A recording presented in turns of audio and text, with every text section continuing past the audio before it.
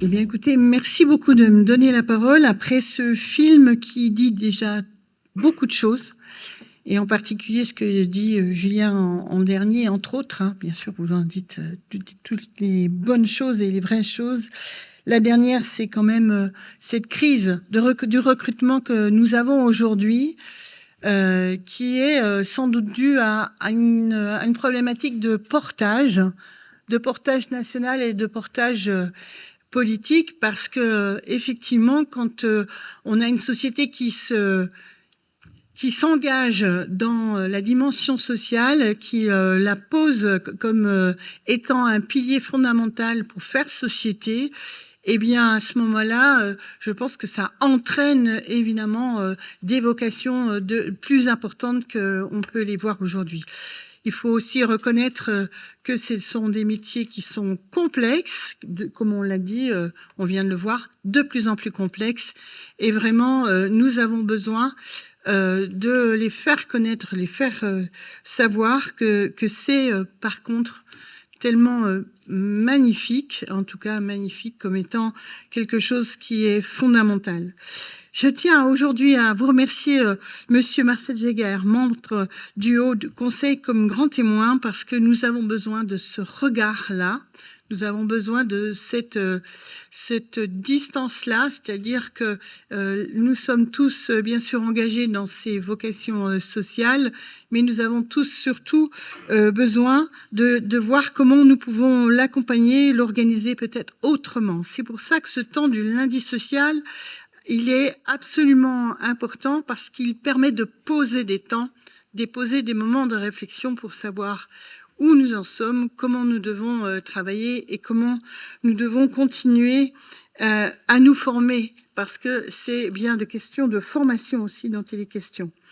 Je remercie aussi, bien sûr, Dominique Voilet d'être présente aujourd'hui, députée du Doubs, comme ça a été dit, parce que nous avons besoin aussi de faire entendre que, comme ça a été dit aussi par l'une d'entre vous, c'est que nous avons un besoin d'hébergement d'urgence sur Besançon, et j'espère que toutes les voix pourront aussi être entendues, parce que nous sommes aujourd'hui dans une situation où, n'ayant pas suffisamment d'hébergement d'urgence, nous prenons en considération la situation de détresse des personnes, et du coup, on sature finalement l'ensemble de nos dispositifs, puisque en fait, des personnes devraient être dans un processus d'accueil et d'accompagnement, et en fait, on est bloqué dans ce processus-là. Donc effectivement, nous en avons besoin, et je solliciterai l'ensemble des députés et des parlementaires de notre territoire. Je sais que Monsieur le Préfet a fait remonter et travaille à faire savoir cette demande-là. Nous en avons besoin, et c'est une urgence, comme d'ailleurs le terme le dit, mais c'est urgent parce que la réalité, c'est que nous sommes largement moins dotés, entre guillemets, de ces hébergements d'urgence. Et c'est de notre devoir éthique, moral, et en matière de solidarité, si nous n'avons pas la capacité à donner un toit à chacun d'entre nous, eh bien effectivement, on peut s'interroger sur notre capacité à jouer notre rôle. Je remercie bien sûr Sylvie Vanlin, qui porte haut et fort l'action du CCAS, mais elle le fait en ayant réuni d'ailleurs l'ensemble des associations encore ce matin, entre autres sur la question alimentaire. Je remercie aussi Sougara sur la question de la Croix-Rouge et du travail qui est fait, parce que nous avons besoin d'avoir tout un écosystème, si je peux me permettre de l'appeler comme ça, qui est là pour accompagner l'ensemble des besoins. Et il faut que nous ayons l'ensemble des partenaires qui nous allions et qui travaillons ensemble pour mener des actions, évidemment. Je remercie Monsieur Choulet pour sa présence, et aussi pour le travail qu'il fait avec la BGA. Je remercie l'ensemble des services qui sont ici présents pour le travail qu'ils mènent. Il faut le rappeler, le travail n'est pas simple, parce qu'on le sait, c'est une charge mentale qui est extrêmement forte, parce que quelque part, on ne peut passer à côté du fait d'absorber ce qui arrive dans la vie, dans le cœur des personnes.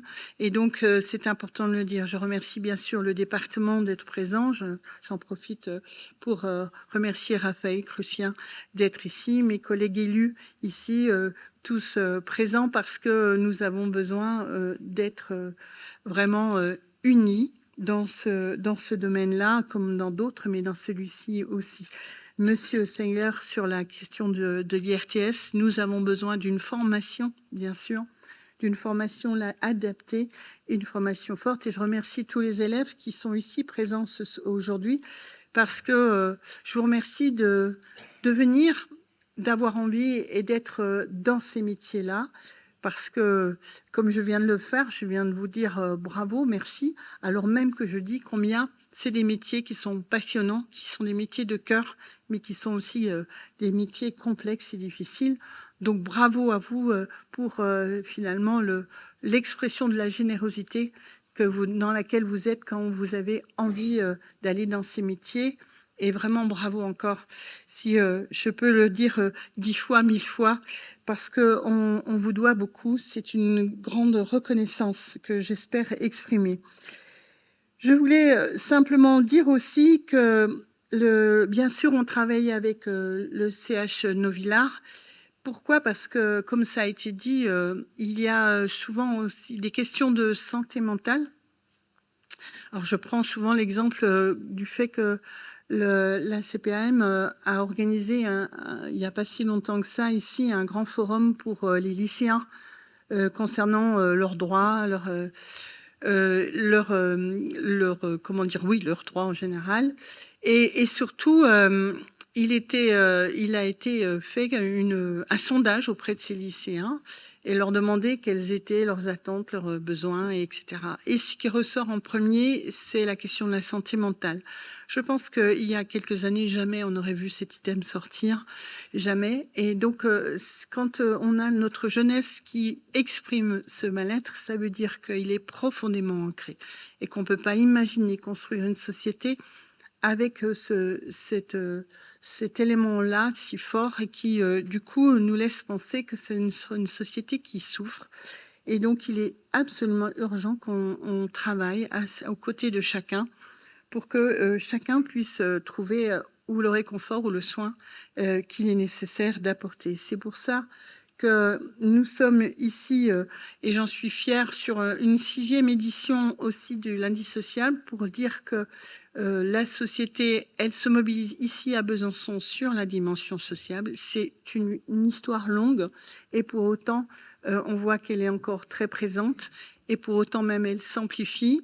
Le besoin s'amplifie en tout cas et nous avons besoin de continuer à travailler, à faire en sorte que ce domaine-là reste un domaine privilégié, prioritaire, malgré les signes que l'on entend, qui consisteraient à se poser la question de savoir à quel endroit on mettrait en priorité les financements, alors que l'argent public se fait rare. Je tiens quand même à dire qu'on dit qu'aujourd'hui l'argent est rare, en tout cas l'argent public. Pour autant, il y a eu des périodes où l'argent était aussi rare et pour autant les politiques ont porté haut et fort. Je tiens à signaler une personne comme Paulette Guinchard ou encore Marguerite Vieille-Marchizet ou d'autres femmes d'ailleurs, il faut le souligner, ont pris les choses en main pour que concrètement il puisse y avoir des actions qui sont menées de façon systématique et de façon pérenne. La preuve, c'est que nous sommes encore bénéficiaires des actions qu'elles ont menées dans ces moments-là.